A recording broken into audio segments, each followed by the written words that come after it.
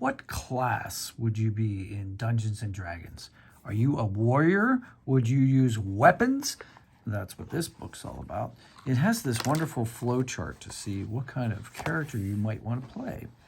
And since I have a friend who may be joining us on Saturday to play, and my lovely wife as well, we'll have to decide what class they want to play. So what's a class? A class is a kind of type of character, right? So in this scenario, let's say, do you prefer to live in the city or do you live outdoors in the wild? Maybe not you, but like, what does your character do? Like the character that you want to play. So let's say your character lives in a city. Do you see yourself as someone who's strong in battle or quick in battle? So you like flying around and running around people, or are you standing there really strong? So if you're really strong, then you would follow this. Ask this question. Do you serve a higher cause and always follow the law? If you say yes to that, so you're from the city, you're strong, and you follow the law always, you would probably be a good paladin. A paladin, that's somebody who has an oath that they take, and they're a strong fighter. Usually they have armor, and they have a code and a cause. Now, if you were from the city, and you saw yourself in battle as strong rather than quick, and you don't always follow a cause or a law, then you might be a good fighter class. Fighter class is a good class in D&D. Very versatile all around. You have many options on armor, weapons, and you're not necessarily tied down to a specific cause. Now, let's say you're from the city, but you think you're quick in battle, right? So you're flying around the battlefield doing all kinds of things. It says here, do you charge directly into battle or do you use stealth to hide and strike from the shadows? So let's say you're quick in battle, but you don't run and hide. You stand up and fight. Well, you'd still be a good fighter. That would be a good fighter.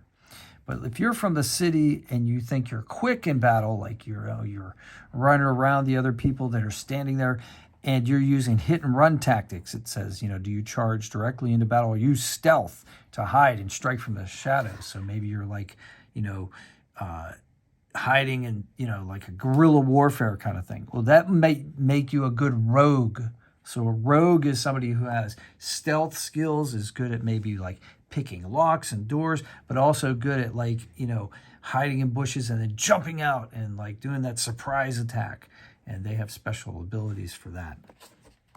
So those are the city kind of classes in this flow chart. Now you can always like switch that up, but let's go with this flow chart. So let's say, do you prefer to live in the city or outdoors in the wild? Well, let's say your character likes to live outdoors. All right. Do you see yourself as someone angry in battle or more calm in battle? So if you think you're angry in battle, like you're somebody who just like, get that battle, like, mentality.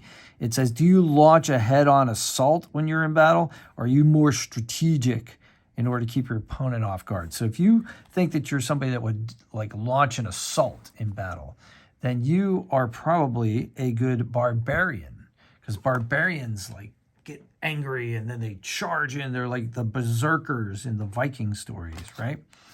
Now, let's say you have a character that lives outdoors and you get angry in order to get your like dander up in order to get excited for battle. But you're more strategic with the way you like plot your battles. Well, in that case, you might be a good ranger. And a ranger might be somebody who's like good at sniping from afar, So they might be good at like arrows, shooting arrows and that sort of thing.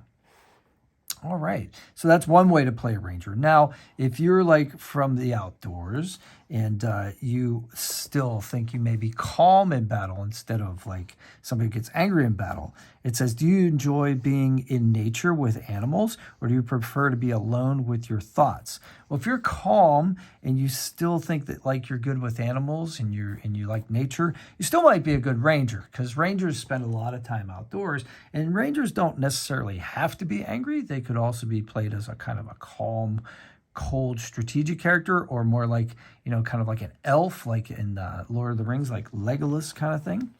Or let's say like you live outdoors and you're calm, but you prefer to be alone with your thoughts. You're not necessarily an animal person. You're kind of like a lone warrior. Well, then you might be like a good monk, right? So monks might be like martial arts weapons. Think of like Ronin, like samurai without a master, or like the old story Kung Fu, or maybe like the Last Airbender, like that kind of monk, a fighting warrior monk. All right, well, I hope this gives you an idea of what the different kinds of warrior classes are in D&D. And if this helped you, smash like. And if you want to see more, tell me. I'll see you on the next one. Have a great day.